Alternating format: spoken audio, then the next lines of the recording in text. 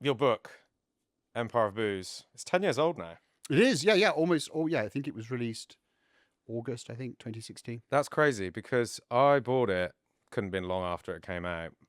Great cover art. It was very, you just see that and you're like, okay, I want to read that. Yeah, it was the best thing that the publishers did. I mean, they've gone out of business now, and they didn't do a very good job at publishing it, but they did give it a great cover. It's an Indian artist who's done Salman Rushdie and people like that. So as soon as I saw the cover, I was like, brilliant. And yeah, because with the publishing situation, I remember reading in the foreword or prologue or something that was it sort of somewhat crowdfunded or something? It was with this publisher that went out of business, and you can read all about the kind of skullduggery behind how they went out of business. Oh no! But one for another time, one for a books podcast perhaps, called Unbound, and the idea was that you crowdsourced the first print run, and then everything after that, it was published as a normal publisher. I see. But it didn't quite work like Right. that. It was very sort of rough around the edges. But the book came out. I did most of the publicity because I used to work in publicity when I was in my old job. And what I loved about the book was that most books, they come out, they either succeed or they die.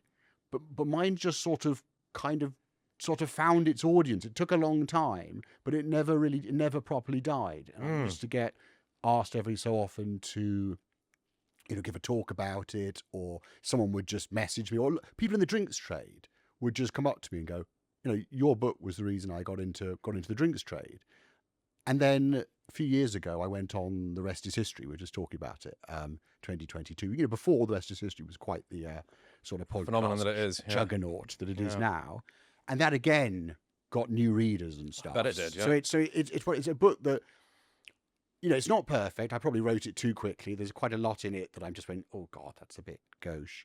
But it's great. It's never died. It's kind of timeless subject matter, I suppose, as well, isn't it? It's not like it was of a particular moment because it's a history book about booze, right? Well, exactly. Yeah. No, it's not like it's. Though there was one review, I think it was in the Glasgow Herald, that described it as like the perfect Brexit book, and it was like Wow. the book stops in about 1920. So I was like, I don't quite see how it does that. But people read whatever they want. Yeah. And did you mention to me that you've got another edition coming out? Yes. So I have a new publisher. Let's get that plugged right from the so, start. So I have a great publisher called Atlantic who never muck anything up, and they're doing a new edition in April, which is exactly the same but just with a new cover and a new publisher, and hopefully it should be available. Okay, fantastic. So no new stuff in there.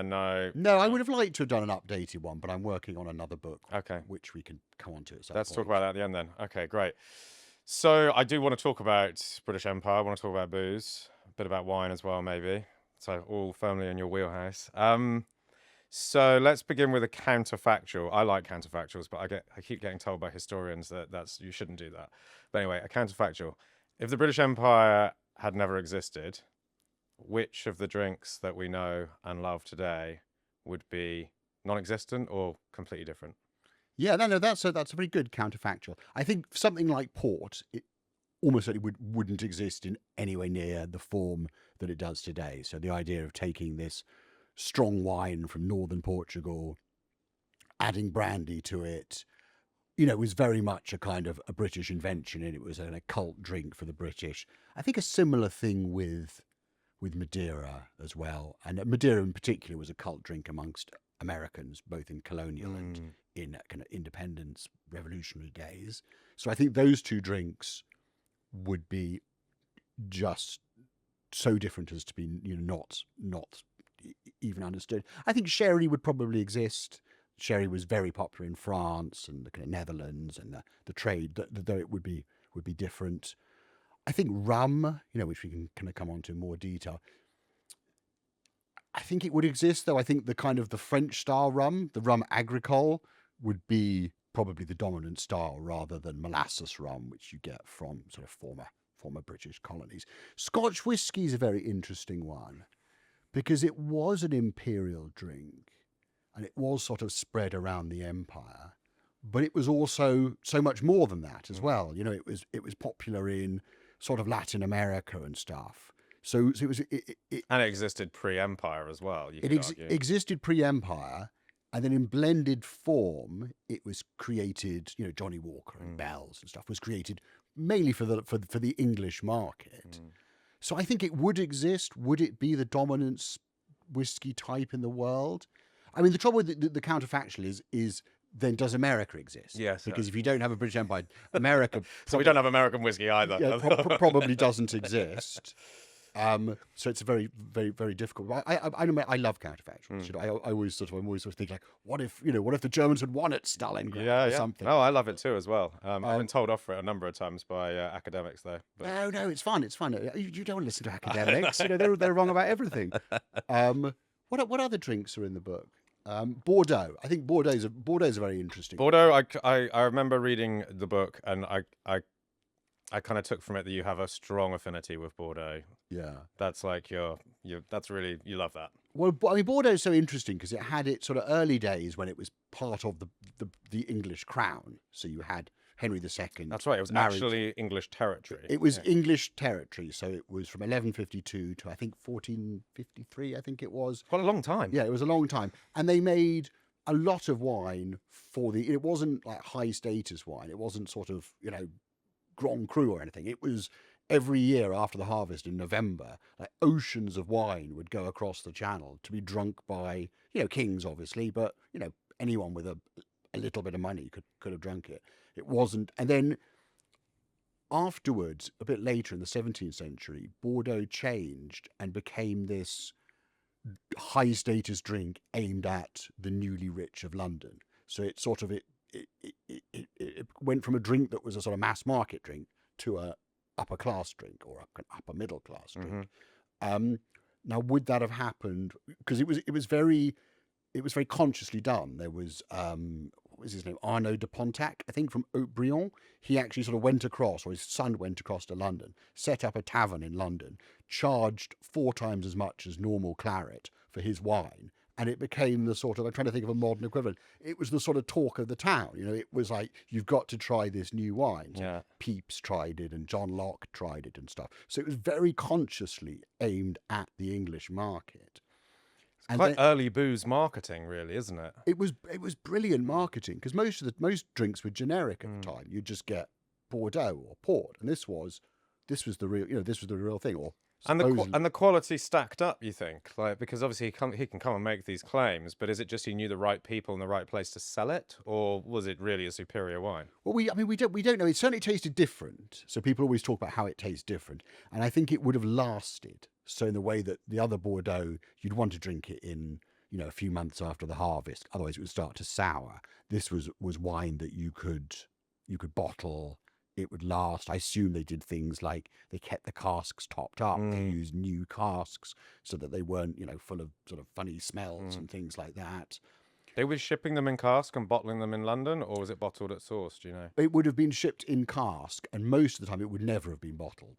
It would have just been sold from the cask. Bottle's not that common back then, I suppose. Well, the bottle, the sort of a strong bottle. I mean, the sort of the bottle is very important to the story. So a strong, but we can sort of come on to that a bit later.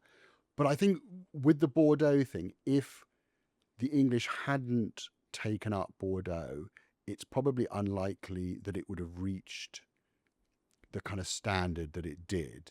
And because England, later Britain, became this world power, the tastes of the English and the British spread round the world.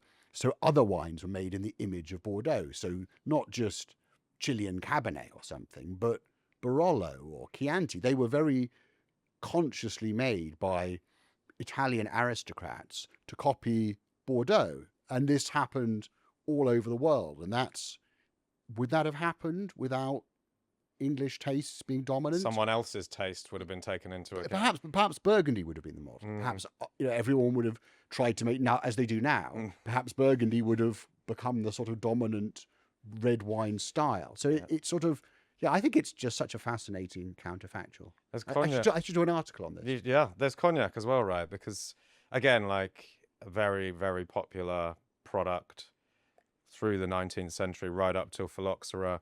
But the British were even involved in sort of staking out the different regions of cognac, saying, the quality here is producing better wines, better spirit here, better wines, different spirit here. so so much of the French spirit categories and wine feels like the British had a kind of hand in, and that's kind of seems counterintuitive when we think about French wines and spirits. We think, well, it's all French genius and French sensibilities, French decision making that has defined these categories, and yet actually so often it's to do with who's really buying it, where the product's being exported to, and that shapes what it tastes like and what it costs. Yeah, no, exactly. And I think with cognac, it was the Dutch who started off doing it. They were the first to take it out, right? Export it. Yeah. Yeah. Yeah. So the word brandy is from brandy wine, you know, a burnt wine. Wine. But the Dutch, and this is probably a huge sort of national stereotype, they just wanted the cheap stuff, whereas the English wanted the more expensive stuff. And I think a lot of the early cognac merchants, the Martels were from Jersey, Hines were from Dorset. Hennessy was Irish, was it? Hennessy was Irish, of course. You know, one of the wild geese who kind of left after James II was deposed. I think he went to fight in the army of Louis the 14th. So it was a sort of, you know, it wasn't just the English. It was kind of foreigners basically. It was where I mean, it's like the old kind of George Bushism. The trouble with the French is they don't have a word for entrepreneur. So the sort of French classically have been great at making things, but perhaps not so good at selling things. But it's quite interesting to think of France like that, as a sort of manufacturing hub, rather than as a sort of hub of, as you say, sort of business and I don't know, sort of category building and that sort of thing. They're just basically responding to demands in the marketplace that are occurring elsewhere. Yes, yeah. I mean, I think there's some of that, but it's the product was defined sort of by the merchants who were selling it, Yes. perhaps more than the people who were making it. A very similar story in Jerez and Porto and places like that. It was kind of driven by what sold, you know, or what you could sell to England, Dublin, Antwerp, Amsterdam. You know, the sort of rich mercantile hubs of Northern Europe, that they kind of drove a lot of what was going on. And it was to do with, you know, the places where these spirits were, or drinks were made. So Bordeaux was a port, you know, and that's why there were grapes planted there. Cognac, also a port. That's, you know, Porto, you know, the clues in the name. You need to be by a waterway, on an island, or near the coast. Exactly, yeah. So there are sort of all kinds of other great wines that never, you know, like in the south of France, they make wonderful port-style wines, you know, Bagnol, Maury, Rivesaltes, but no one outside France really knows them because they're not on a major waterway Easily traded, yeah. to trade to Northern Europe. Weren't easily tradable back in the 17th, 18th century, yeah. That's interesting. So with the fortifieds, we've got Marsala, we've got Madeira, we've got port, we've got sherry. They obviously all share in common that they are fundamentally wines that are then adulterated with spirit of some sort or another. Is that purely to make them more sort of stable for shipping? Or is there a taste component to that as well? Or a demand in strength? Yeah. Yeah, it's one that I've never quite got to the bottom of, because you would read that they would add brandy to it to make it more stable, and you know that's true to an extent. But if you've got a 15-16% natural alcohol red wine, it's already pretty. If it's finished fermentation and it's in a cask that doesn't leak, that's properly sealed and stuff, it should be fairly stable. So I think a lot of it was responding to the tastes of people who like strong booze. You know, they liked their port with brandy in. They liked their Bordeaux with port in. You know, there's a German whose name I can't remember, but he said something like, in London they like everything that's strong and heady. So I think a lot of it was driven by the market as much as by making a stable product for shipping. Yeah, that's interesting, isn't it? So, because obviously it adds an extra dimension of complexity to the manufacture, because you need to be able to make the wine, but you also need access to spirit that then gets added before shipping. It's not as easy as just putting it in a barrel and sending it off on a boat. There's that additional technology required. There's this wonderful book about Madeira called Oceans of Wine, and he's got all these letters from Madeira shippers. And if I'm not getting his argument completely wrong, is that because of the Napoleonic Wars in Madeira, they had like a lot of excess of Madeira, so they started distilling it, worried that it would go off. They didn't know it, or they couldn't store it all, and then they started adding that to the wine that they were shipping to the States.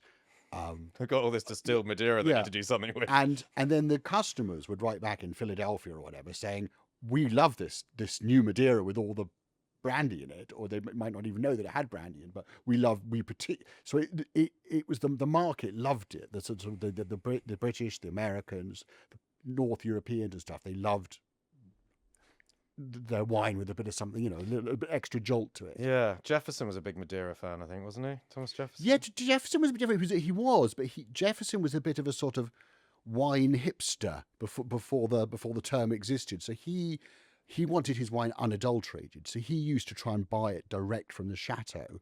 So he would complain about buying it in Bordeaux or London or New York or wherever, because they'd always stuck a bit of brandy or port or something in it, or something from the Rhone to beef it up for the voyage. So he used to try and buy his wine directly, and he was an early fan of bottling the wine so that it was sort of guaranteed. He was ahead of his time. He was very, very ahead of his time. Yeah, interesting.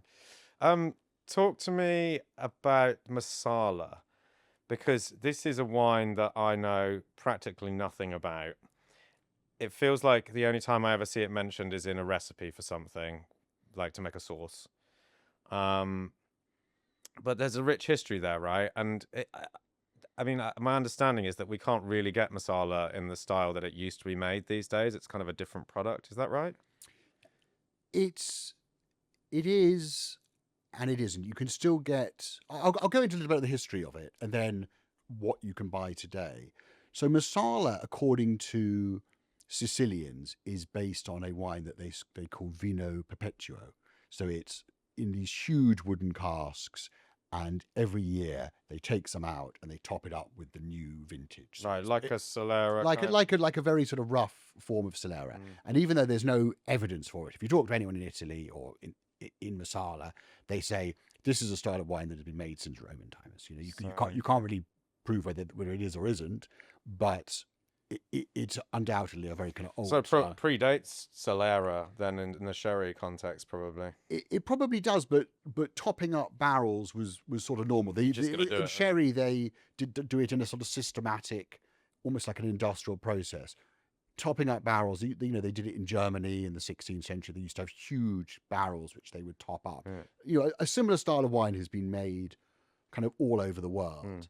It makes sense, right? Because you're freeing up more barrels to put more wine in, right? If you've got 100 half full barrels, you might as well make it 50 full ones, and then you've got more space for more wine. Exactly. And these barrels were huge, so there was very little air contact. So you'd have the wine sitting on the top, and that would be the only thing touching the air. So the idea was it wouldn't go off, because wine would spoil very, very easily as soon as it touched the air. So this is what they had in Sicily in sort of 18th century, and a Liverpool merchant came to Sicily to sell something or other. I can't remember what it was, called John Woodhouse, and he tasted this wine, and it was very much like Madeira, and Madeira was hugely in demand at the time. So he thought, I will sell this as Sicilian Madeira. And then it was his son, who was also called John Woodhouse, met Nelson when he was in Naples having his affair with Lady Hamilton. Right. And I think it was sort of 1805 or something like that. And Nelson tried the wine and bought it for the officers of the Royal Navy. So the Navy was probably like the biggest consumer of drink in the whole world. Yeah. So this became a great selling point for Marsala, and you started getting other merchants. So probably the best known one was Benjamin Ingham, who came from Leeds. And Ingham was a very sort of interesting, very very clever man. He got involved in the viticulture. He sort of isolated grape varieties. He planted. He provided money so that people could plant. He built jetties. He really invested in the region. He wasn't like a sort of the early port merchants who just used to go and buy the wine and then ship it off. He was sort of very, and he infrastructure and everything. Yeah, and he married a Sicilian woman. All right. And then they found Probably invested in it. So he was properly invested in it. And there was this wonderful golden age in Palermo where you had a sort of Anglo-Sicilian merchant aristocracy, which they should really make a film about. That sounds cool, doesn't it? It's like The Leopard, Mm. but with wine. And they had these kind of balls, and they led this high life, and it wasn't just English people. There were Sicilians. There was the Florios, who are still there from Calabria.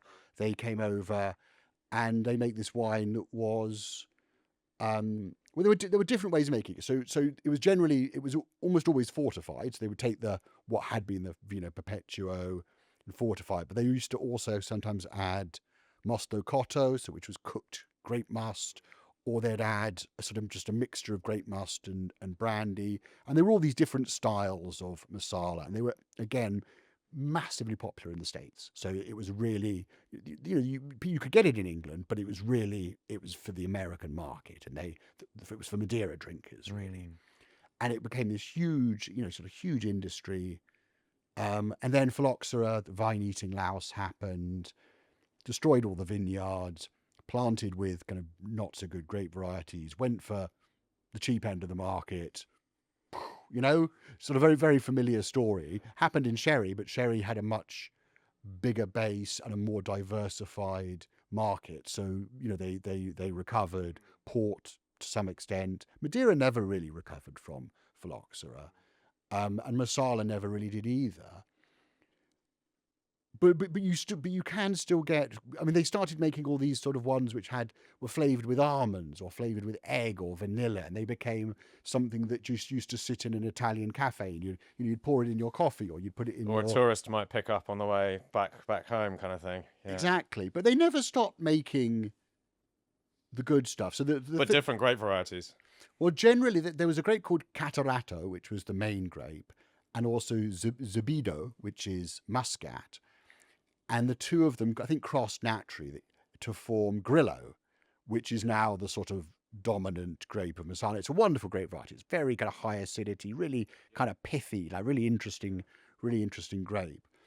And the industry has started rediscovering its riches. So Florio, who used to bottle, quite nice wines, has started bottling single cask ones, which are absolutely phenomenal. And some of them are virginé, which means dry, so no mosto cotto added. Some of them are semi-dolce, so sort of semi-sweet. Also, fantastic wines. So you can still buy something like those great 19th century Marsalas. And then there's one company called Di Bartoli, who was founded by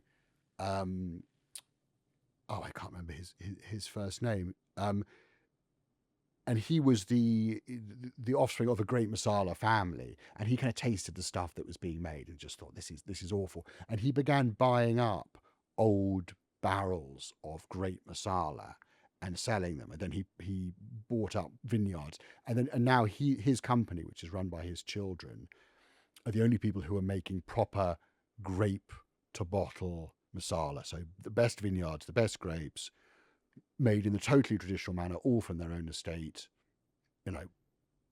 Marsala at the end, and they are Di Bartoli Marsalas. Yeah, I'm familiar with that brand. I've seen it on shelves before. I don't think it even occurred to me that it was a Marsala, but I remember the brand. So, I mean, flavor-wise, for someone who hasn't tried it, like me, would you put it sort of closer to Madeira in style? Then it's not sherry with that kind of floor, kind of. It's not dissimilar to sherry, if you think of like an Amontillado. But it has this. I mean, what the difference with sherry is, most of the time with the better classes sherry, they press the grapes very quickly, so there's no skin contact. With Marsala, they do have skin contact. So the wine used to make it is almost like an orange wine. So there's a bit of tannin, there's a bit of pithiness, and you get this taste that's like, it's so Sicilian. There's almonds, there's lemon peel. The best ones are like the most evocative wines you'll ever try. You smell them, and you kind of, it's like being in The Leopard or something like that. They are just, absolutely extraordinary things. They're really worth tracking down. Well, I'd say the best drinks in general are the ones that speak of their place, right? Yeah. Transport you there, and to the music, to the smells and the culture and everything. That's always a good sign. Nice. Okay. What about Madeira? Like, I always feel like when I try Madeira, good Madeiras, like um, De Oliveras, I'm fairly familiar with. I'm like, this. We should be drinking more of this. Like, it's delicious. It's really tasty.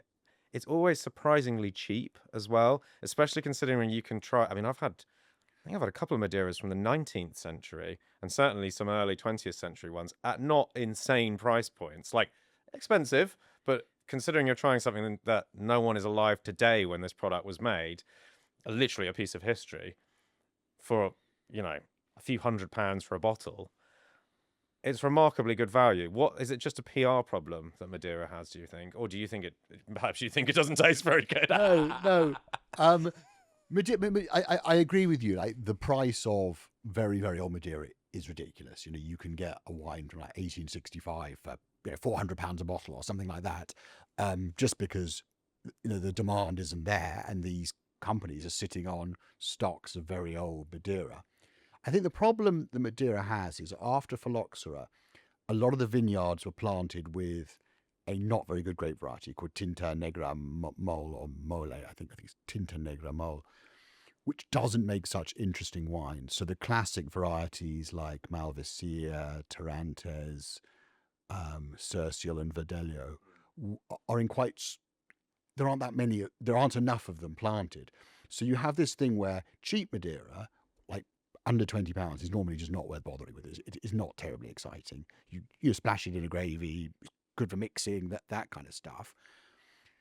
So to get something worth drinking, to get the magic of Madeira, which is like a Verdelho or a Churchill or something, you have to spend sort of £25 a bottle, and that's quite a high entry point for a wine that people don't know anything about. And you're up against sherry, of course, aren't you? Yeah, and then for sherry, you can get something really quite nice for £15. You can get a bottle of Tio Pepe, which is superb, for like £12. Yeah. So Madeira is, and then it's it's very, very strong, 20%, and then people don't really know when they're meant to drink it. So it doesn't have that moment which say you're right. Champagne or Bordeaux.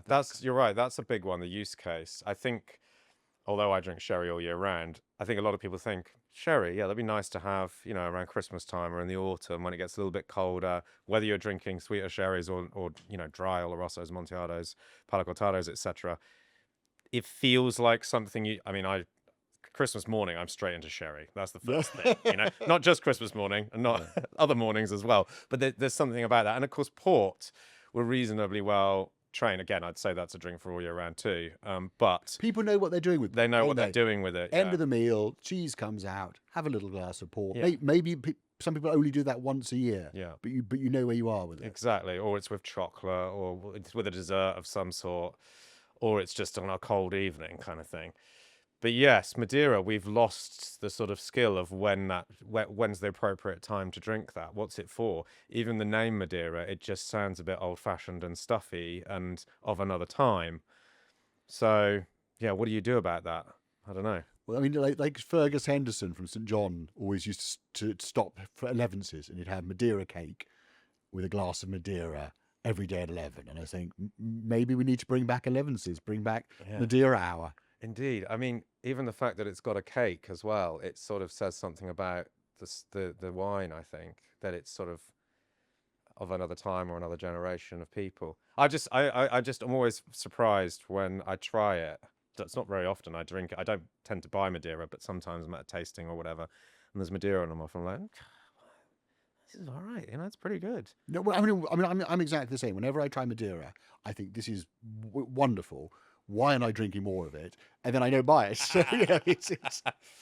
Yeah. Okay, cool. So we've rattled around like quite a few different wines there, and we've touched on some spirits, which we should go back to, some of them. But like, what is it about the British Empire and booze? Like, why is it that we had our hands in so many different products? Everywhere we went, it seems like the first thing we did was establish a supply of alcohol or start making alcohol.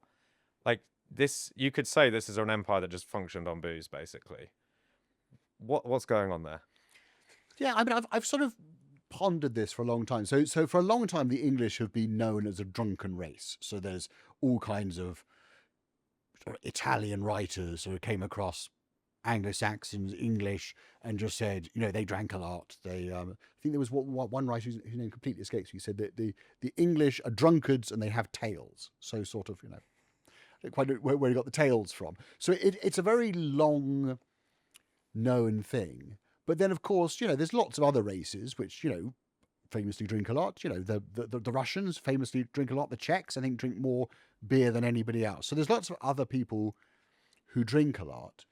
I think with the British approach, there seems to be, and I'm not quite sure why this. I know, I think I kind of know why it is. There is a curiosity about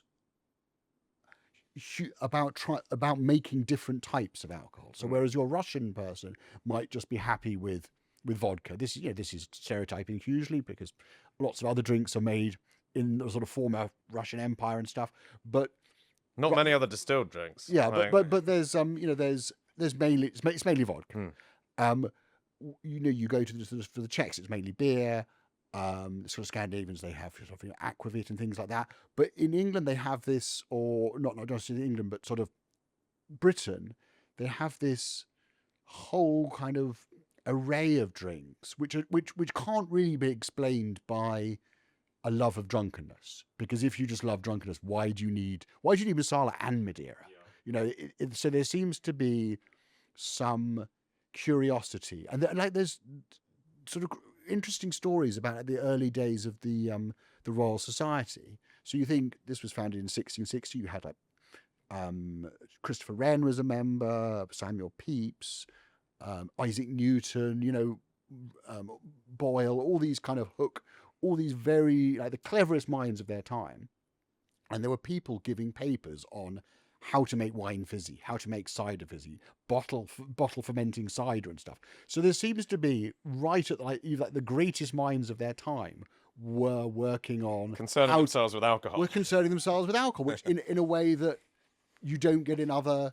Not these days, you don't get it so much. It's a problem, I think. And then you combine that curiosity with burgeoning wealth, so the growth of kind of mercantile London, Bristol, Glasgow, Dublin, that kind of stuff, plus the power of the empire, the conquering, invading, taking over other countries, sort of money, war, and curiosity, they all sort of come together, and you end up with these sort of drinks. But I can't think of one reason that explains it. Yeah, no, I think I like your thought process.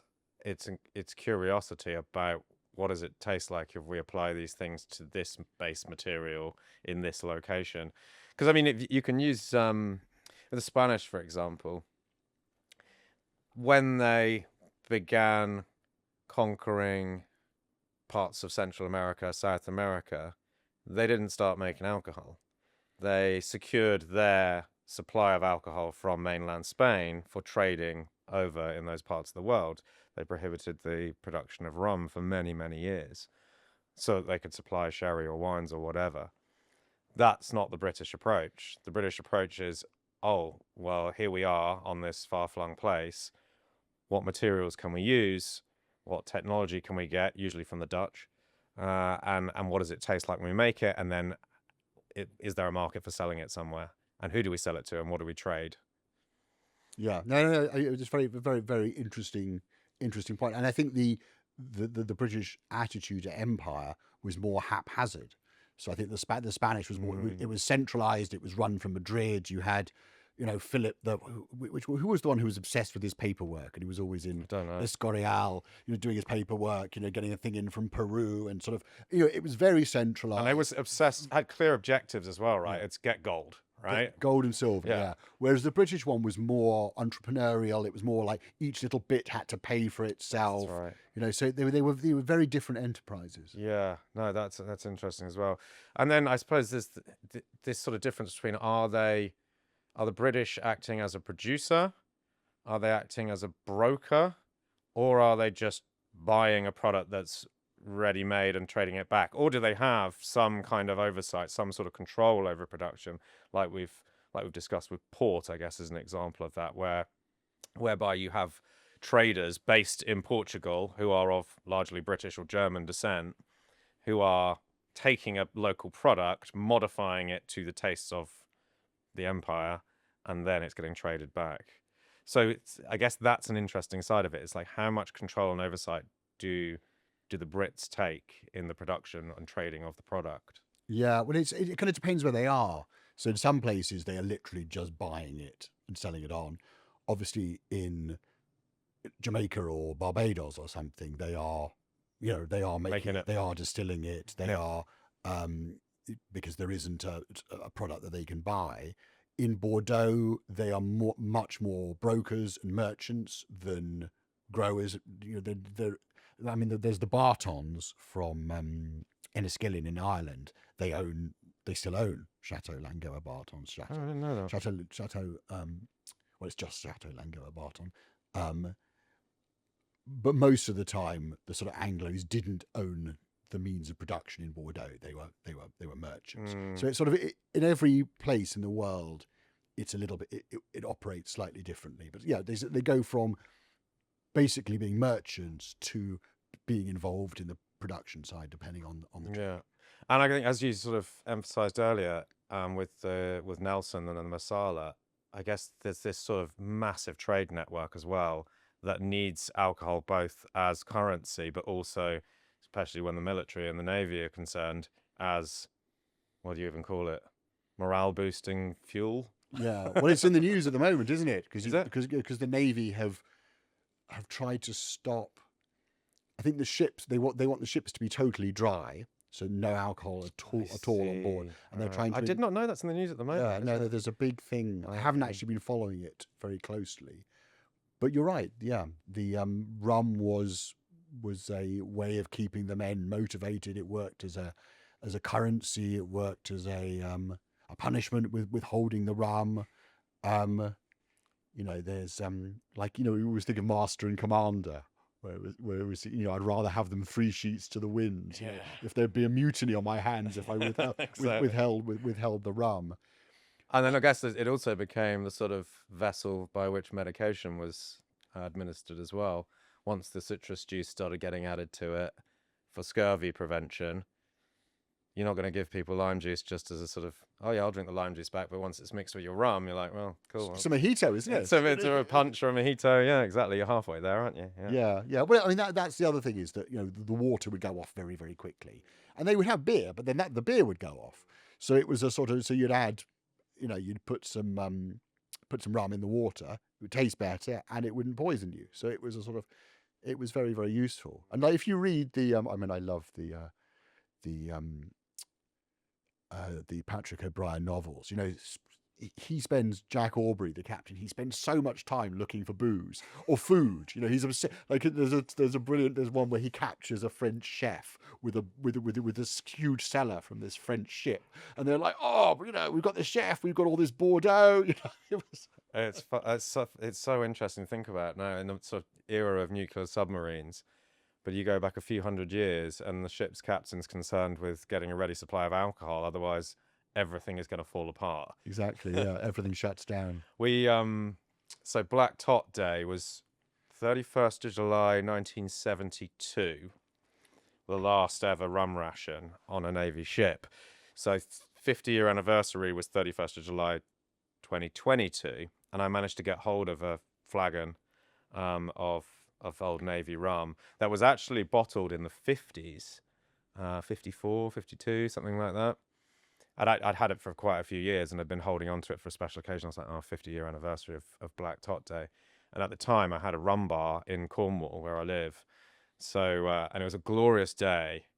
Beach was full of people. We had the rum bar there, and we cracked into this flagon and tasted this, I guess, 70-year-old, not 70 years in the barrel rum, but 70 years since it had been made. It's pretty good, very intense. Like, I mean, we know that Pussers is an approximation of this, and there's other rums that have come out more recently that are supposed to more closely approximate. And in fact, books that go into Alexander Gabriel has done that book, the rum always rises, is it called? The sun always, something like that. But it's all about London dock rum, written with Matt Petrick as well. Yeah, that's it. Yeah. I've got a copy, but I haven't read it yet, actually. But there's a very complex and interesting history there. So it was fun to try it. Not the sort of rum that you'd be quite happy just sipping on constantly, because it was full on and very sort of stylized in that kind of intense Demerara or Jamaica. Yeah, it's all the sort of Guyana, wasn't it? That was Yeah, a the lot of main Guyana. source of them. Yeah. Yeah, but still a bit of history, you know. Yeah. Well, how wonderful. Yeah, Lucky you. yeah. I know I've seen a few clips on Instagram, and I know you've been talking a bit about Churchill recently, who was a legendary drinker, as we know. What have you learned in your research recently, or found that's interesting about his behavior when it comes to alcohol? Do you think he was an alcoholic? No, not really. He just, he was a product of his time. Mm. People drank a lot more in those days. He he didn't go on like benders or anything like that. He just did the sort of slow soak, and he would drink very weak drinks. So he'd have his whiskey and soda, which he referred to as mouthwash. Yeah. In fact, I was just up in Edinburgh interviewing a man from the whiskey business, and he was saying that Churchill was associated with Johnny Walker Red, I think, but also this brand called Hankey Bannister, which apparently was huge amongst the diplomatic service, and it's still like incredibly good blended whiskey for the money. And he'd have that like one measure ice soda water, and then he'd just sort of sip that all morning, get a refill, have like a pint of champagne with his lunch, glass of port, then have a snooze. He had pint bottles made for him, did he? Well, I think you could get pint bottles in Right. those days, or certainly, because you didn't have the regulations around it. Sure. So if Paul Roger wanted to do a pint bottle, they could, or maybe he just poured himself a pint of it. In a pint glass. That's interesting. Because he could. Who was going to argue with it? Yeah. So it was a sort of slow soak, and he never, he didn't get drunk. He slept a lot. The alcohol levels never got that high. So, it's more than the British Medical Association would recommend. But, he lived a very long life. He was very alert and active. He was, he did his painting. He did his his bricolage, and he was always built that brick wall in his house. So, I think the image of him as I think it was a prop as well. So, rather like Dean Martin always used to have his glass of bourbon, and often it was just apple juice, but you had to be seen to be holding a drink. I think Churchill had that. He had to have a cigar and a drink, and that was his look. But he wasn't drunk. I mean, alcohol was just so much more a part of people's daytime activities back then, it feels like. And I've sort of often pondered when if we went out for lunch and had, a couple of whiskeys during lunch, we'd probably feel a little bit naughty. And as a result of that, we might feel a little bit drunk, giddy, right? Yeah. But if that kind of day drinking was normalized, as it was in society 70 years ago, so 80 years ago, and further back, of course, then perhaps psychologically you sort of resolve that alcohol consumption differently in your head. It's not a naughty thing to do because everyone's doing it, and you don't feel drunk because this is just a normal day. Well, if you think about, you go to the continent or something, and you'll often have the old men in the cafes of Milan or something with their little glass of Sambuca or something. I remember when I lived in Barcelona when I was quite young, and all the bin men would like have a beer and a glass of anise or something before they started their shift. And that was, they'd have their, whatever they had, like a croissant or something, beer, something strong, do a bin round. And that was, it wasn't because they were alcoholics. It was just, if you're going to do a bin round, I can't think of a better way to Might start as well have it. something tasty beforehand. Yeah. Yeah. But it's true. Like, I guess my point is sort of, first of all, there's the stigma attached to it nowadays. But I just wonder if actually it's not such a big deal if it's just normalized, it disregarding, of course, all the sort of health advice around alcohol consumption that we have these days. I mean, I was in Mexico recently, and I obviously I was drinking while I was there, but I got up one morning for a run. It must have been 7 or 8 in the morning, and I ran past cafes with people sat at the front drinking beer. Don't know whether they were up from the night before still, or whether they got up and that was breakfast. But it clearly over there, it's still not frowned upon. It's just a kind of normal way of life. And I suspect that those people were not sort of getting up from their beers and staggering around the place like they were on a stag do, you know? Yeah, yeah. Unless they were. You Well, should have stuck around to find I out. know, I was in the middle of a run, you know.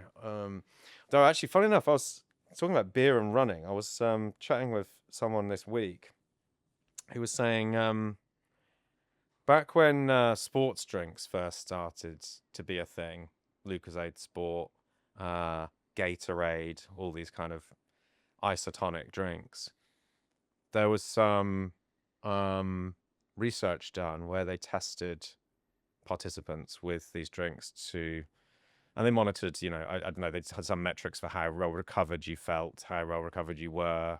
They're probably taking muscle biopsies or whatever. They get them to do a bout of exercise, they get them to drink the drink, and then they make some kind of assessment as to how effective this drink was. But what they never published was that one of the drinks they used was a low ABV beer, 3% beer. And allegedly, the beer came out as the top recovery drink Right, in interesting. this comparison set against the likes of these various different energy drinks. And I don't know the science, but apparently there is some science behind this. I mean, besides the fact that beer is, just putting the alcohol to one side, quite nutritious. You know, it's got the carbohydrates in there. It's a fermented product, and of course, we know fermented products are good for you.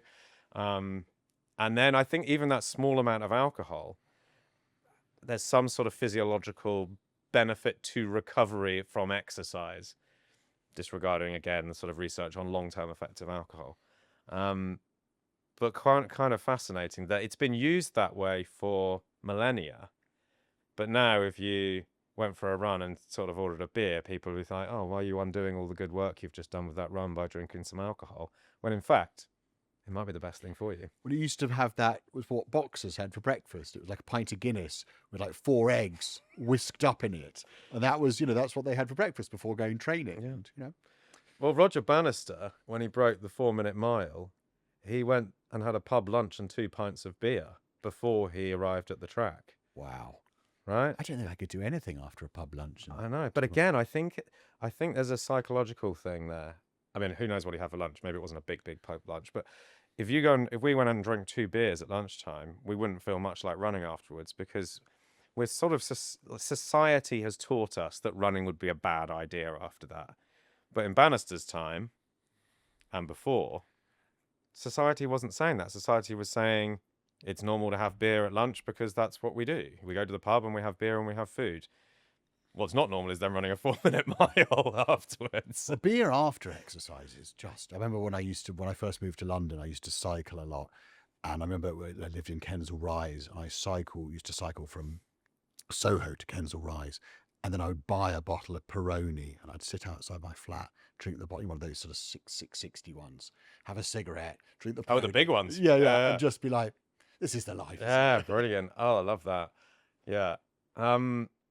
I was talking on another episode of this podcast recently, and I clipped it out. It went viral, actually. It's had over 1 million views on Instagram. Oh, my God. About this study. I won't go on about it too much again because I have talked about it already, but you might not be aware of it. But it relates to alcohol and health. There's a study that was published in November, massive Norwegian study, 25,000 people over 15, 20 years. They used all this existing population data and survey data. And what they were measuring was alcohol consumption and level of fitness and whether or not you died. And what, in short, what the study showed was that if you don't exercise and you drink, the more you drink, the more likely you are to die. It's not really that surprising. But if you do exercise and you drink... Someone's had too much to drink. If you do exercise and you drink, then the exercise, to a large extent, mitigates or attenuates the consumption of alcohol. And so someone who exercises a lot, or not even a lot, someone who exercises a bit but drinks has roughly the same mortality outcome as someone who exercises but doesn't drink. So the sort of learning being that exercise is actually a much more powerful lever for a long life than drinking. which is really interesting because, as you know, the current advice is not to drink anything at all, right? Yeah. Yeah. Well, I'll be out of a job. I know, right? Me too. So anyway, I found that quite fun because, not quite fun, but quite a relief, really, I suppose, because it shows that that you can enjoy these drinks in moderation, and as long as you're keeping healthy, otherwise, then probably you're not going to die too young. Yeah, good. Yeah. Good to hear that. Yeah. I'm writing a vodka book at the moment, and one bit that cropped up was the Tehran Conference in 1943, which I think is the only time that Churchill, Stalin, and Roosevelt were in the same room together during the war, or ever, in fact. You know much about this? The sort of what happened at the table with the drinks? FDR was a martini fanatic. Yeah. He used to carry around a martini kit in a briefcase. Apparently his martinis weren't very good. Is Apparently this that's true? dreadful. Well, his grandson stated that they were. He wrote a. I don't know if he wrote up his granddad's memoirs or wrote a biography of him or just gave a sort of scathing interview. But he was the one that said that they were the worst martinis he'd ever tried. 'Cause I think Churchill used to pour his away. Yeah. He'd just be like, but he wasn't a real cocktail person. But I think, No. FDR made another bloody martini. Yeah. And I think FDR, he didn't really care whether it was gin or vodka. Right. He was like, he'd pretty heavy on the vermouth, which I'm kind of a fan of. Like, I think it was like a 2-to-1 or 3-to-1 ratio, which perfectly fine. And then famously two olives.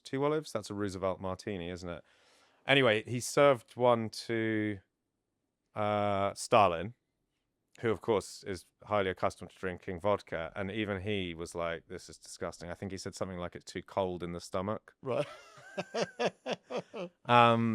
And then promptly left the dinner and advised all the other Russian representatives there not to drink this guy's martinis. Right. But I'm not sure. I don't know about Churchill. Do you think he just tipped them away if FDR gave him one? Well, that's the story. Right. That he was at the White House. He was a martini drinker there, wasn't he? Because I mean, I don't know how much truth there is in it, but his was the enough vermouth for a phone. Is it a phone call to France is a sufficient amount of vermouth? Yeah, I think it's apocryphal. I think he was he liked his brandy, he liked his Hine, champagne, whiskey, port, that sort of stuff. I don't think he was a great cocktail fan, and I think the story about him, his way of making martini, there's a lot of stuff attributed. Of course, yes. Have you got any other favourite presidents or politicians from history who were great drinkers?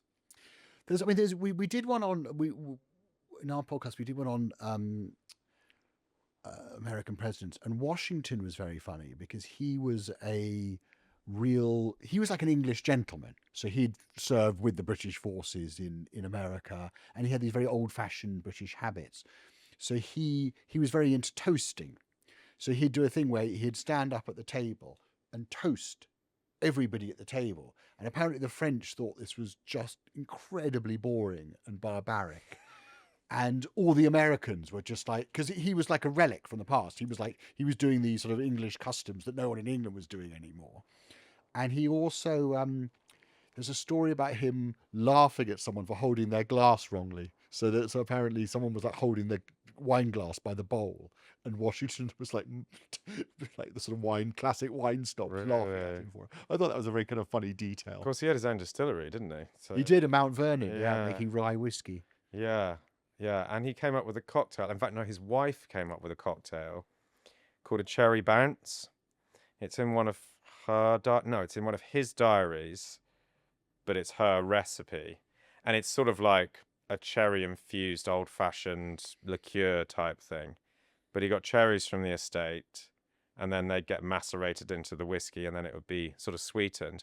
And I think the idea was that you could then sort of take it as a kind of hip flask or whatever was a hip flask of that era on a journey with you. It was packaged up in that way. So she'd make all this and package it up. But he was a rum fan as well. Did you know that? Rum was huge in the States, wasn't it? It was. I think it was. Well, I think it was one of the causes of the American Revolution, because the British said you can't buy rum from French islands. You have to buy it from molasses.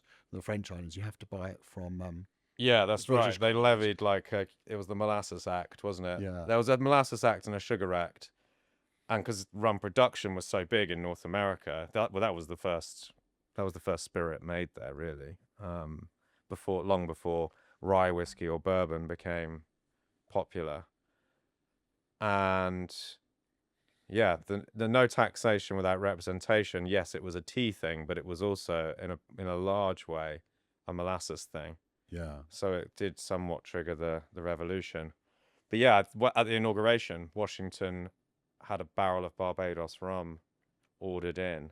Lucky Washington. I know. But like as you say, it's quite interesting because I guess he was born a Brit and still sort of held many of those sort of Well, they thought they were being more English than the English, so they saw George III as a sort of tyrant taking away their native-born English liberties and stuff that date back did to the they? Magna Carta. You know, the Hmm. Declaration of Independence was heavily based on the Bill of Rights and the Magna Carta. You know, they saw themselves as the kind of heirs to that.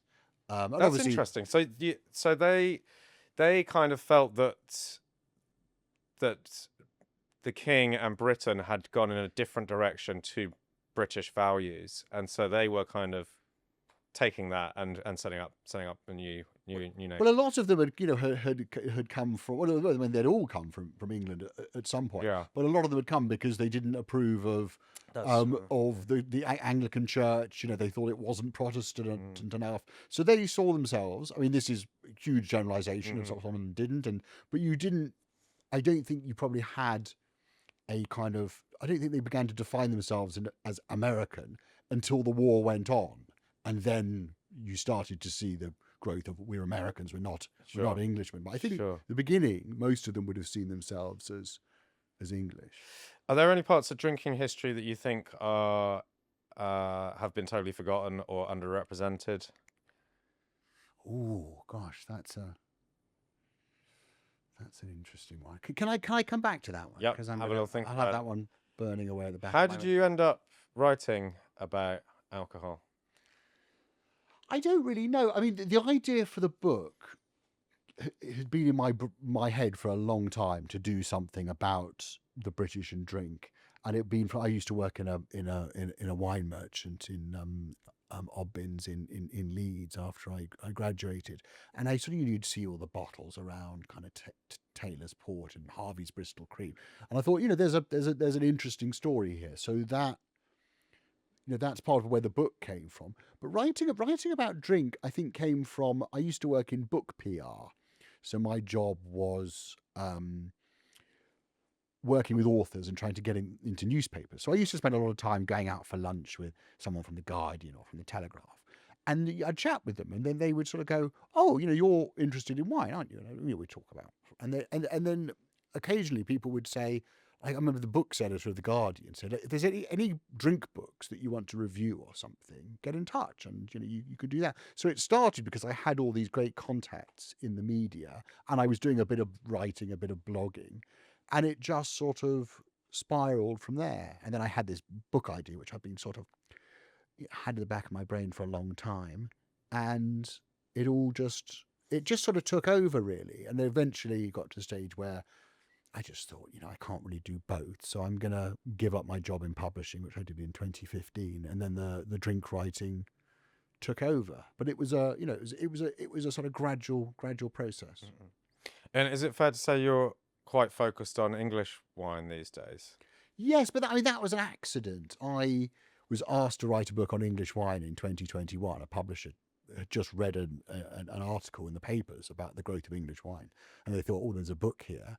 And they got in touch with me, and to be honest, I had no interest in English wine at all. I was, I like port and sherry, and I like strong wine. I don't want some 11% wine from Classicist, then, yeah. And I started digging into it, and I realised that there was a story that wasn't being told. There was, there were a lot of people had written about English wine, but no one had really written about who are the people, who are the characters, who are the difficult people? Who are the assholes? Who hates who? Do it as a sort of a soap opera rather than doing it as a book about fermentation temperatures and grape varieties. Write it about make it about people. And the more I dug into it, the more I was like, this is great. You've got all these people. There's no PR at all. So, you try and do something like that with champagne. You'd have like Lorem, some PR agency just, wanting to be involved. But with English wine, there's none of that. It's all, even the big companies are small. Even the big companies, you can very easily get to the top. And they all, they love talking. Yeah.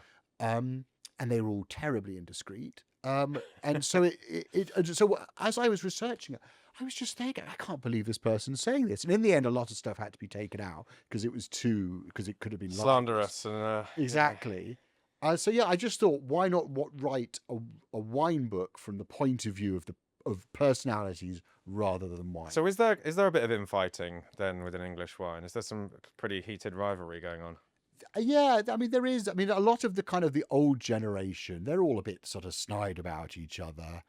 There's all sort of, there's quite a lot of sort of bitching that goes on. And there's genuine sort of points of difference where people really disagree about things.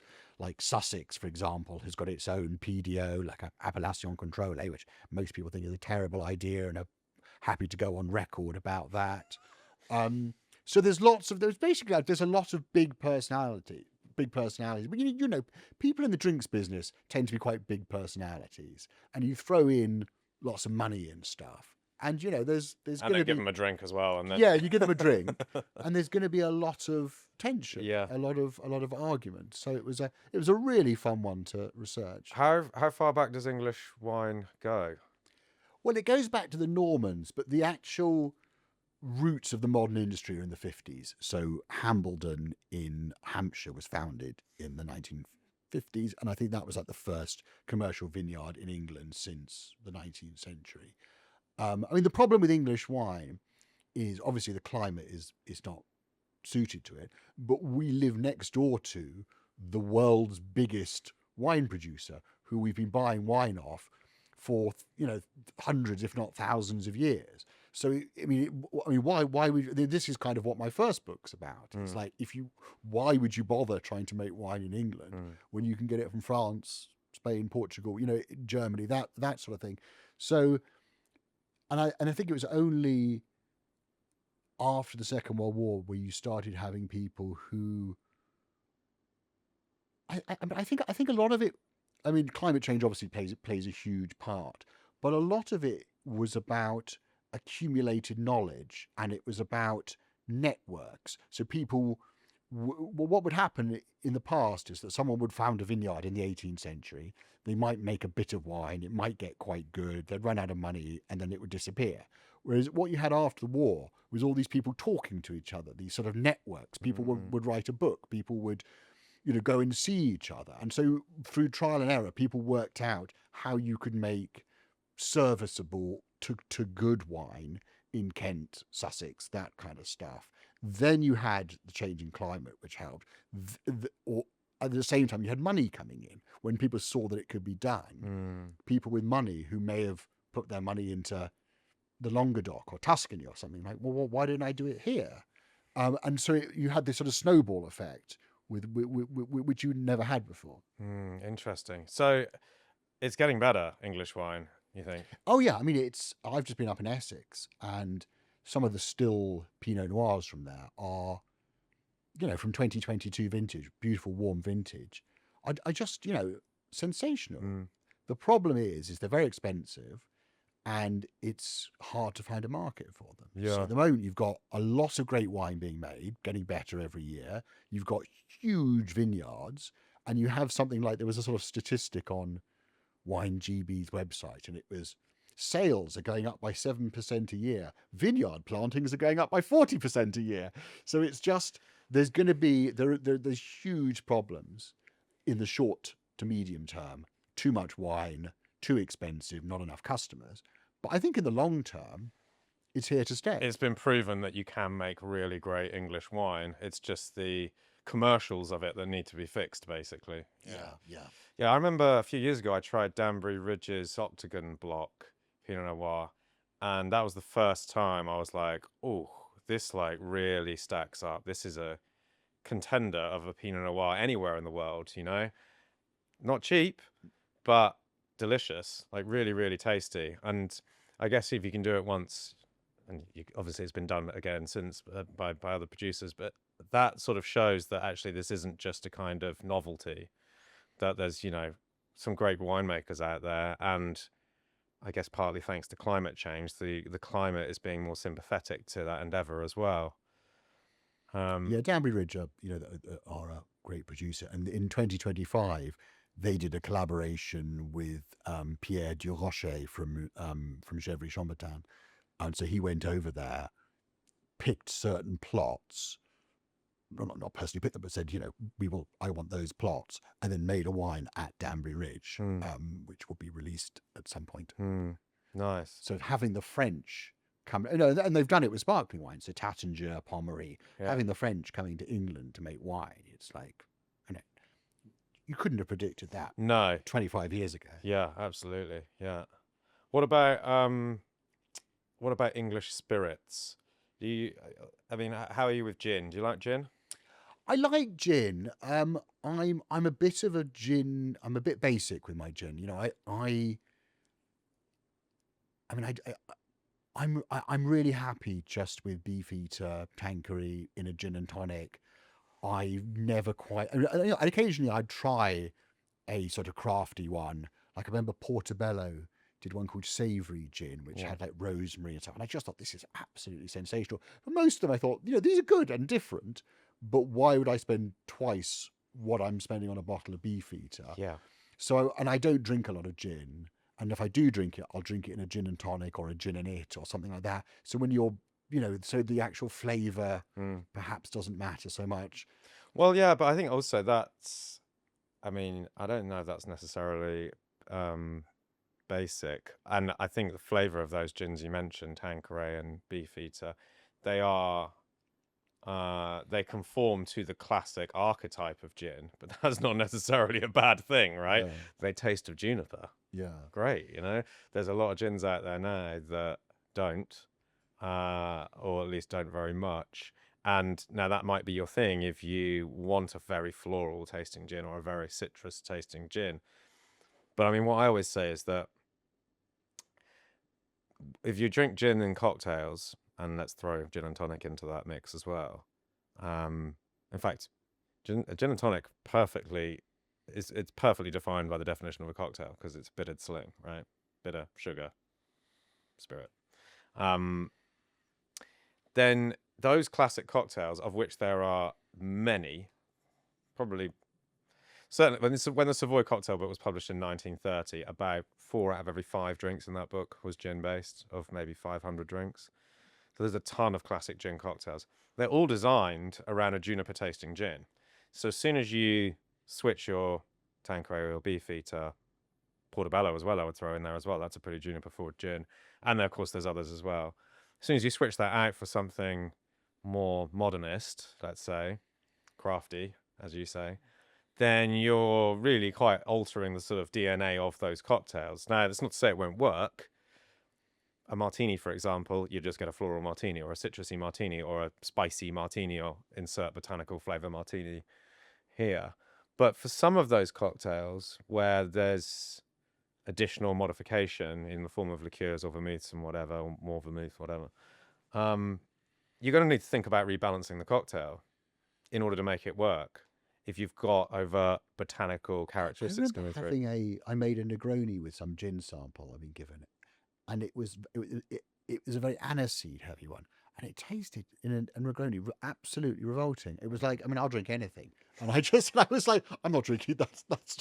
That's genuinely disgusting. Yeah, it's funny because sometimes these things behave really strangely when you start mixing them, like in unexpected ways. Yeah. Like you put an anisey gin in a Negroni and you think, well, it's just going to taste kind of bitter orange and anise, but actually that combination of molecules can then sort of summon up some other unexpected flavor that you didn't realize was a combination of bitter orange and anise. And we kind of see this all the time, and you see it in whiskey blending. You think, oh, well, I take this cask that is floral and this cask that's fruity and this cask that's peaty. I'm going to get a bit of floral, bit of fruity, bit of peaty. And you will, but you might get something else that comes as a result, that is unexpected when those things combine together. Or if the peated cask you have one year is of a slightly different phenolic character, mix that in. Oh, it's gone in a completely different direction. And then you have to adjust those dials on that sort of mixing desk differently in order to accommodate it. And that's one of the weird things about flavor, I think, is that it's not just 1 + 1 = 2. It can sometimes be 1 + 1 = 3 + 4 equals To the 8. power X. Exactly, yeah. Yeah, but it's one of the fun things about it as well, of course, especially when it comes to cocktails, because that's something that, anyone can do. You can mix things together and see what it tastes like. Yeah. What's your favourite cocktails then? Do you know, I don't drink a lot of cocktails. Oh, you like Churchill? I used to. I mean, I love a Manhattan. I really like. Yeah. I really like rye whiskey, Mhm. and I think Manhattan just you get a kind of sort of aggressively spicy rye whiskey. You put some like a nice vermouth in, and it's just. I love I tell you what, the one I do love is a Palmetto. So it's like it's like a Manhattan, but with rum. But I think you normally do it half and half. Okay, half vermouth, half. Yeah. And you do that with like a high ester rum, like a Jamaican rum. And it's like, that sounds great. Yeah. No. So my problem with cocktails is just from experience that they don't really agree with me. They're too easy to drink and they're too strong. Which is kind of what they're built for. They're a way of sweetening high strength alcohol. And so I drink them too quickly, and then I make myself another one, and then I'm not good for anything. You drink them at like wine pace or beer pace? I drink them, yeah. I drink them too quickly. So I have fruit. So I drink wine. I drink beer. I might have a whiskey and soda or a gin and tonic. I drink long drinks, but those kind of, things like old fashioned stuff, which I do love. I just have to kind of not drink them. Yeah, no, do you know what? I think I'm probably the same. I drink cocktails a little bit too fast, but then I'm someone that loves mixing drinks, as in I like having wine and then a beer or a cocktail or a spirit or two of those things at the same time. I actually think there's a sort of dance there. Right. And like one sort of cleanses the palate from the other, and I've got fatigue on this flavor, so now I'll have that. And you know what? I might just have a mezcal. Just as a little kind of like a sharpener. Yeah, a little sharpener of a mezcal. Yeah. And it's funny because like people think that mixing booze is a dreadful idea. That's what gets you drunk. Oh, I mixed it. It's like, well, not really. Like ethanol is ethanol is ethanol. The problem is for most people, if they're of a mind to mix alcohol, it's probably because they're drinking a lot of alcohol that they then end up being drunk or hungover or both. Whereas if you know your limits and you're sort of comfortable with your tolerance levels and experienced, then I think you can do it. And actually, it's a lot more fun than. Don't get me wrong, like it's nice sometimes to just open a bottle of champagne and have 2 or 3 glasses of it. I'm all for that as well, because that's got intention about it as well. It's like, we're going to drink this bottle, or we're going to, have 2 gin and tonics. I like that. I like the planning side of it as well. I'm not necessarily saying it's sort of everything has to be unexpected or like, well, I'm going to be here and I'm going to be there. But I think mindful drinking, when I say mindful drinking, I don't mean it in the sort of sense of like moderation. That's good too sometimes. Don't get me wrong. Yeah. We're not. Drink responsibly. Yeah, drink responsibly. All that. Yeah. But remember what this podcast is about, right? But mindfully thinking, well, I'm going to move to here now. I'm going to go to Mexico. Now I'm going to go to Italy. Now I'm going to go to France. Now I'm going to go to Scotland or whatever. That's what. How lucky are we that we get to have access to these products? These works like craft, basically works of craft, right? Or even art, some would say, and that we can go. Oh, I'm going to move here. I'm going to go there. I'm going to taste, the material, the plants that are grown in this place, and the flavor that manifests itself from that.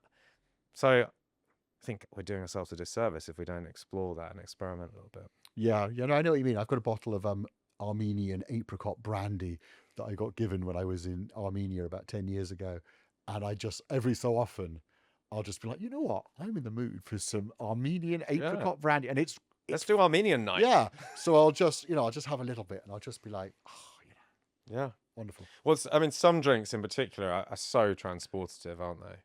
Like you just smell it, and you're like, oh my god, I'm like back at that place where I've tried that. I mean, the one that always gets me, there's many, but rum agricole.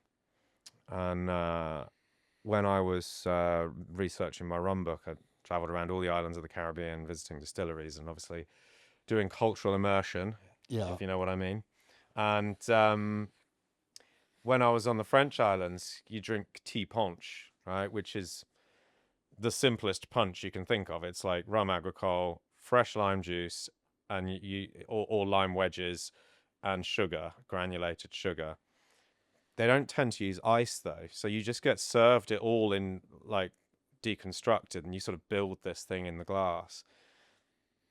And the smell of I mean, rum agricole has quite a unique smell to it, right? Sometimes it's grassy, it's sometimes sort of banana-y or pineapple-y. Sometimes it's almost sort of plasticky smelling, but in a quite endearing way, I think. Doesn't sound good on paper, does it? But that waft, that fumy sort of headiness that comes off it, and then the sip, and every time I crack a bottle of rum agricole and smell it, it just takes me straight there. Yeah. Do you know, I've thought of my underrated drink. Can I sort of Yeah. So drink that's not talked about enough in history. Yeah. Well, I mean, cider. I mean, there's quite a bit about it in the book. Yes. But cider should be England's wine. You know, we have incredible varieties of apples. You can make something that's every bit as complex, as varied. In fact, more so, I'd say, because I think grapes have probably a narrower range of flavors than apples do. You get apples that are, very bitter. You get apples that are very sweet. You get ones that are very high acidity. You get, the sort of classic West Country ones, which are sort of tannic and funky. You get sort of Kent Sussex ones, which are very fruity and sort of wine-like. And I think it's been to the detriment of England and sort of Wales's native drinks that we've had access to the rest of the world's drinks. So the fact is that the sort of the influence of France, Portugal, that kind of stuff, and then being able to get stuff from Scotland overshadowed our native. And I think if our little island had been poorer and much further away, like somewhere like where Iceland is, perhaps, then I think then cider would have been elevated into a great wine. Like you can get bottle fermented ciders that are incredible. And I've often thought that, somebody should turn that into a brand. Someone should make a brand of high quality, not baby sham or something, but, bottle fermented apples, which are so much cheaper to grow than fruit, than grapes. You could knock it out for 12 quid a bottle, be much better than any Prosecco or that kind of stuff. And people do make them. Yeah. But they're made in very small quantities. And someone to take the quantities up, brand it properly, I think that's a great opportunity. Yeah, no, good one for picking that out as something that's underrepresented. And actually, it kind of goes back to our counterfactual. We talked about the products that wouldn't exist if it wasn't for, or be underrepresented if it wasn't for the British Empire. But if it wasn't for the British Empire, perhaps we would be drinking a lot more cider, because we wouldn't have become a kind of seafaring, multi-continental race of people. And therefore we would have relied a lot more on our homegrown apples. Do you know Gabe Cook? Yeah. He was on the podcast a few months ago. We did a big deep dive into cider, and you're right. It's the problem. I think one of the problems cider has is that it's on draft in every pub in the country, but it's pretty crappy cider for the most. Not always. You do sometimes get good ones, but the likes of Strongbow, not great. Not even 50% made from apples either. No, and they won't be English apples either. They'd be apple concentrate from China or somewhere. Exactly. So that does a disservice to the category. It sort of gives you the impression that this is a low quality, sort of fizzy, kind of insipid product. And when you taste great ciders, it couldn't be further from that, right? Insipid is the last thing you're thinking of, right? These are sort of expressive, powerful, floral, fruity, really delicious products. And I guess that's, you kind of, if you know that, great. But a lot of people are not aware of it, and the kind of people that are like Tom Oliver, for example, in Herefordshire, the kind of people who are producing these products, there just isn't the sort of mainstream traction on them, and there's not the kind of, we don't associate that quality like we do with, let's say, fizzy wines from France.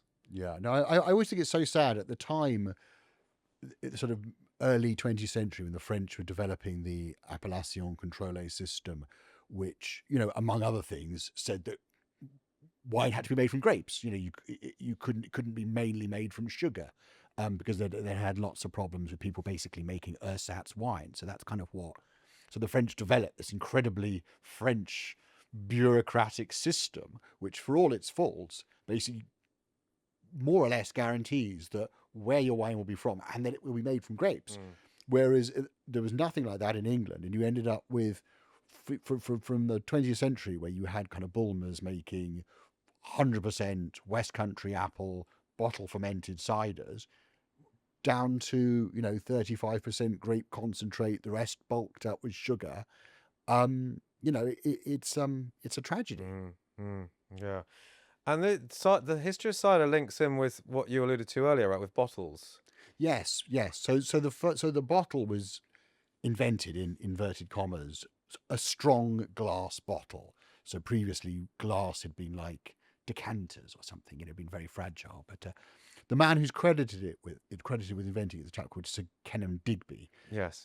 Whose portrait by Van Eyck sits in the National Portrait Gallery. Very colourful figure.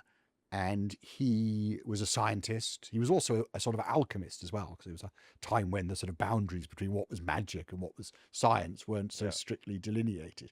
But anyway, he came up with a new kind of furnace that was powered by coal, and it created this strong, dark glass, which the French called verre anglais. And it meant that you could put your drink in it. If it was still fermenting, cork it. Cork was another piece of high technology which the British had access to because of the relationship with the Portuguese. You'd leave that for a bit. It would re-ferment, hopefully. The carbon dioxide would be absorbed into the drink. Pop it open 3 months later. And this is what the people at the Royal Society were doing. They were writing papers. John Beale did a paper about how to make cider fizzy using these new bottles. So there is a sort of counterfactual. Was it Christopher Merritt as well had some? He was doing it with wine. Right. So he was adding he said like a walnut of sugar. That's right. To wine to make it fizz. Which is the dosage, yeah. The dosage, exactly. Yeah. So there is a counterfactual for you where the English kept that technology and perfected it like the French did in Champagne, but in Herefordshire or Kent or something with apples. And there was an industry. So instead of Moet et Chandon, you had, you know, Bulmers or you know, Showerings or those big ones. But rather than making, you know, cheap Magnas or something, they were making Veuve Clicquot, Moet, that kind of stuff, but with apples. Yeah. So they never went as far as this sort of method Champagne was with the racking and disgorging. Well, Digby wrote in his cookbook that was published posthumously about turning them upside down on a table, right? But they never perfected it. Yeah. So you had, in the 19th century, you had sort of Veuve Clicquot, the widow Clicquot, Louis Pasteur, Madame Pommery. You had all these people who were looking in it in a scientific way. So how can we improve the process, make it more methodical, make it more reliable? And so they went from this product at the beginning of the 19th century, where you might open it and it would just be like a load of sludge, or it would explode in your face and kill you, to the end of the 19th century, where you had an industry, which is something that the English never did. We're very good at inventing things, but not so good at perfecting them. No. So, but we can kind of fully dispel the myth of Dom Perignon in all of this, that this fizzy wine was not invented by. No. He never wrote about fizz, and he never wrote about bottling, and he wrote a lot about grape growing and about how to make a white wine out of black grapes and all that kind of stuff. So he extensively wrote about champagne, but he didn't write about making it fizzy. So It's very, very unlikely that he would have been involved. Okay, got you. Favorite drinkers from history? Any stand out in particular? Oh, well, I think it would have to be John Mytton, who was this Shropshire squire, And I think he was around in the kind of 18th century. And there's a wonderful story about him. I think he arrived at Cambridge University with 20,000 bottles of port, and then he left with no port and no degree. And there's all these brilliant stories about him. Like one time, in order to cure his hiccups, which he got from drinking too much, he set fire to his nightshirt to try and surprise himself. Yeah. My Like, God. And he loved pranks. So he, like, in one drunken escapade, it was a dinner party, and he went away, and he came back riding a bear, and then the bear went berserk and like bit him on the leg. Oh, this sounds familiar. I've heard that story before. Yeah. Someone riding Yeah, a bear into a dinner. John Mytton was this notorious sort of roistering squire. He's one of those people. A friend of mine gave me this book about these sort of squires who, they should have been out fighting wars. They should have been like Norman knights. You know, they were the descendants of Norman knights who should have been jousting and fighting and stuff, but they weren't. So they spent their whole time gambling, drinking, hunting, and misbehaving. And he was, you know, they just had too much money and too much sort of energy. And Mytton was the sort of archetype of this. So, the next question is who would you like to have a drink with from history? But presumably not Mytton. It sounds like you might be at risk of dying. I'm not a heavy drinker. So I think I'd love to have had a drink with Churchill. I think I'd love to have been around in the sort of the days of the Royal Society when you had like John Beale and John Mytton and Samuel Pepys. I reckon having a drink with Pepys That would be would fascinating. have been huge fun. So yeah, that's the sort of period I think would have been really interesting. Nice. So what are you working on at the moment? There's another book coming up. Is that right? Yeah, I'm doing a book which I wanted it to be a brief history of wine snobbery, from Petronius, the Roman Empire, to Alan Partridge, Blue Nun, that kind of stuff. And I think it might be a bit more about wine and class. So it's about how wine has been a status symbol, a social signifier from, you know, ancient Egyptian times up to the present day. So each chapter will be a little period in history. It'll be quite episodic, quite short. You know, I'm not going to pretend that it's a definitive history of wine and class, but just little stories that tell the bigger story. When can we expect to see this? They want it in by the end of October. No, the end of September. So hopefully next year. Next spring, maybe. Next spring, I think. Yeah, that's the dream. Yeah. Sounds like a familiar deadline and pub date. Yeah. Okay. Where can we find you? Intoxicating History Podcast. Yeah, which you can just find on Spotify. I have a Substack. There we go.